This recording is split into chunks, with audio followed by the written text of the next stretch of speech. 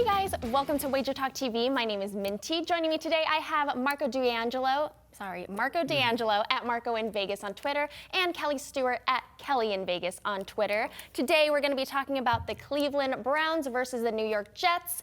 I'm very disappointed because the Browns, there was so much hype around them, and they didn't really live up to that hype. What do you think? You're not the only one disappointed. All the Browns fans out there watching are really disappointed too. I was not disappointed because I'm not disappointed at all. Well, he's a Steelers fan, but Titans was an absolute no-sweat game, including the money line.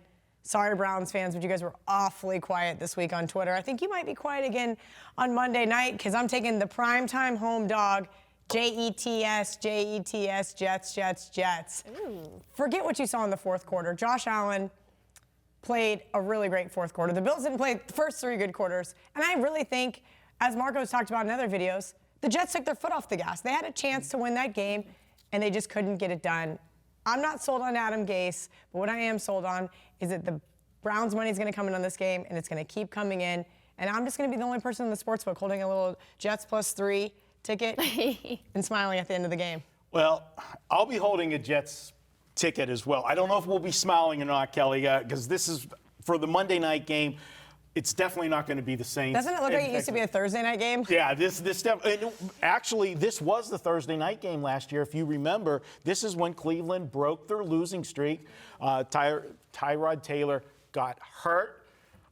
You know, I think he had a bruise, and they said, you know what, this is a good time for you to say you're hurt. We're going to bring Baker in, and he comes back, rallies the team, they win the game, and then all of the mania that has been coming out of Cleveland ever since has begun. Guys, there was no more two hype teams coming into this season than, of course, the Browns, the number one hype team, and the Jets with the signing of Le'Veon Bell got some attention, second year for the quarterback, Sam Darnold, and everything. So there's a lot of buzz with both of these teams.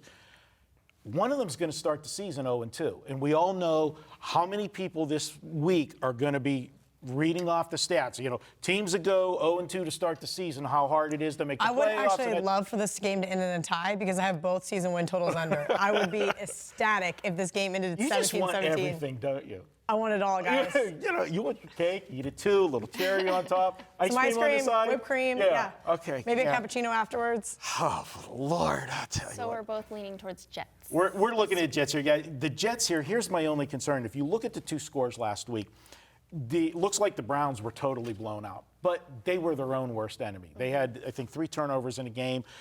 They had a lot of yardage, but they didn't capitalize on it. So At some point, you have to think they quit.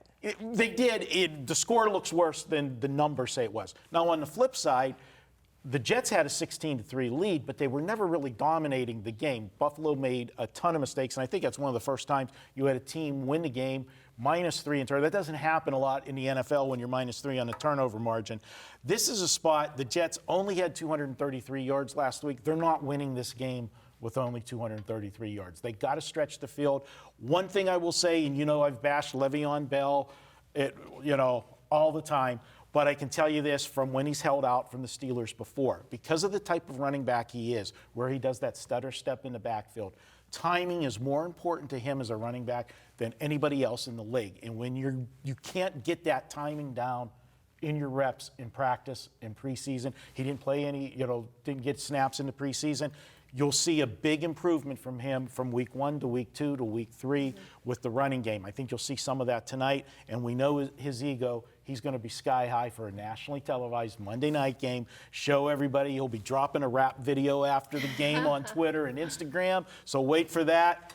Go ahead, take the Jets in New York, and for a week I have to root for Le'Veon Bell. And I'm so sad about that. Well, sorry, Browns. $2 Tuesday every Tuesday. Get the hottest handicapper's best bet for just $2 at both WagerTalk.com and our sister site, SportsMemo.com.